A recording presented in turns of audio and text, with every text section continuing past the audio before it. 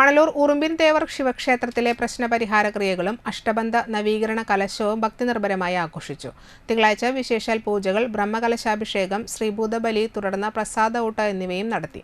നവീകരണ കലശ കമ്മിറ്റി ഭാരവാഹികളായ ക്ഷേത്രം തന്ത്രി കല്ലേലി താമരപ്പള്ളി ദാമോദരൻ നമ്പൂതിരി, അന്തിക്കാട് ദേവസ്വം ഓഫീസർ പി.യു. നന്ദകുമാർ, മേൽശാന്തി Vimalkumar, secretary O S. Sarath, president C S. Madhusoodanan, treasurer C B. Satheesh Babu, joint secretary K R. Mohanan, vice president K S. Sudheer Lal, chairman K A. Sreenivasan, convener P P. Unnikrishnan Embranthiri, M V. Ramachandran Warrier, Pazhuvil Raghumarar എന്നിവർ നേതൃത്വം നൽകി.